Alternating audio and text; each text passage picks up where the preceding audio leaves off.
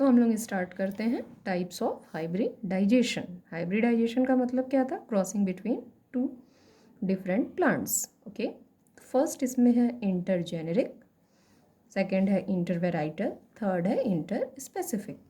इंटरजेनेरिक means crossing between two different genus. Intervarietal crossing between two different varieties and species. Species means crossing between two different species. तो इसका मतलब हो गया कि जब हम लोग डिफरेंट जीनस में क्रॉस कराएं, वैरायटी में क्रॉस कराएं और स्पीसीज में क्रॉस कराएं तो भी हमें नए तरह के प्लांट्स मिल सकते हैं। तो अब हम लोग इन टर्म की स्टडी करेंगे कि आखिर इस तीनों टर्म का मतलब क्या है। ओके, अब हम स्टार्ट करते हैं इन तीनों टर्म के बारे में। पहला लिखा है genus, then species, then variety. अब जो जीनस या स्पीसीज़ होती है, जब आप लोगों ने पढ़ा होगा साइंटिफिक नेम, या अगर आपको नहीं पता है तो आप फिर से समझ लीजिए कि हर लिविंग ऑर्गेनिज्म का एक पर्टिकुलर यूनिवर्सल नेम होता है जो साइंटिस्ट के द्वारा दिया जाता है, और ये नाम हर जगह पे एक ही होता है। अब जैसे एक कॉमन सी बात करें तो पहले जो नाम होते थे, या अभी भी आपको पता है कि बहुत से ऐसे बच्चे होंगे जिसके कई नाम होंगे।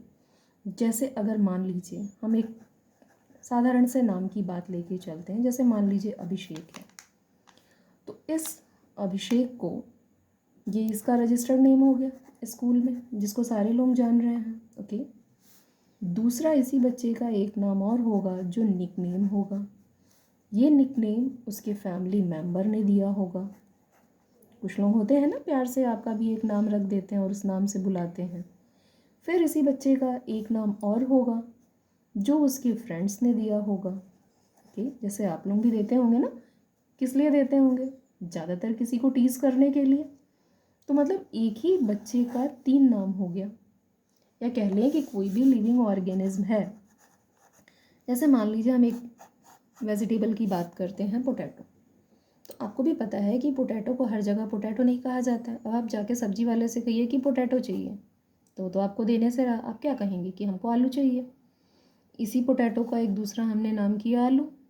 फिर अगर हम साइंटिफिकली देखें, जब हम स्टडी करेंगे तो बॉटनिकल में इसको कहा जाएगा सोलेनम।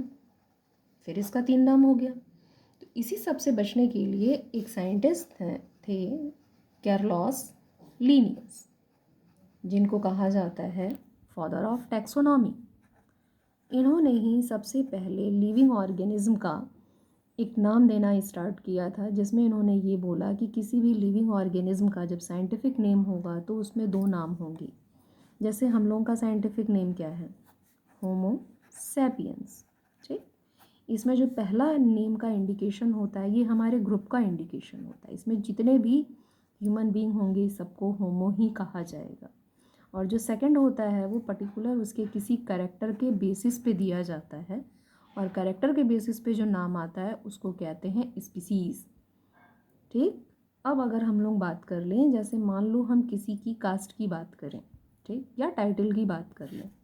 अब जैसे मान लो हमने सिंह ही लिख दिया, तो सारे सिंह तो एक जैसे नहीं होते हैं। कुछ होंगे रघुवंशी, ठीक, कुछ वहाँ पे नागवंशी। मतलब क्या हुआ कि सिंह तो हैं सब, लेकिन सबकी वैरायटी अलग अलग है। ओके, इसीलिए यहाँ पे लिखा हुआ है जीनस स्पीसीज।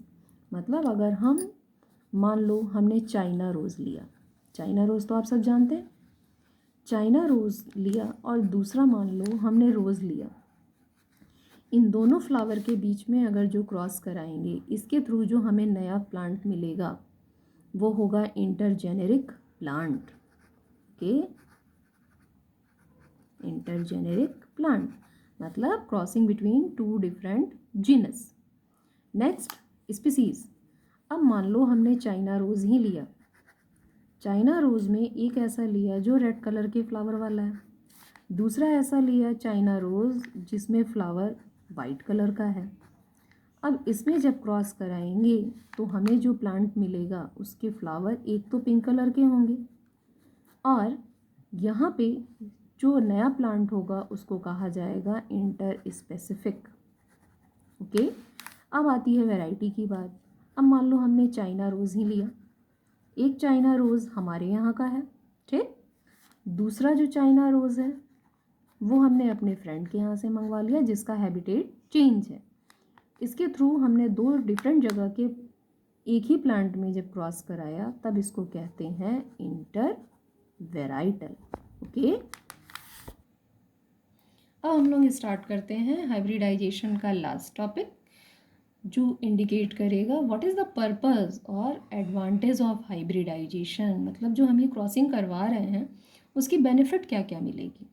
सबसे पहली बेनिफिट होगी वाइडर एडॉप्टेबिलिटी, मतलब इस क्रॉसिंग के थ्रू जो नया प्लांट मिलता है उसके अंदर ये एबिलिटी होती है कि वो किसी भी नए हैबिटेट में ग्रो कर सकता है। ओके, सेकंड है डिजीज़ रेजिस्टेंस, मतलब इस क्रॉसिंग के थ्रू जो नया प्लांट होगा वो टोटली डिजीज़ रेजिस्टेंस होगा, मतलब उसके ऊपर किसी भी इन्फेक्शन का इफ़ेक्ट नहीं होगा।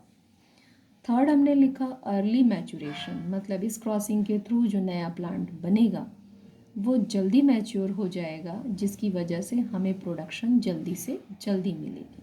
Thank you.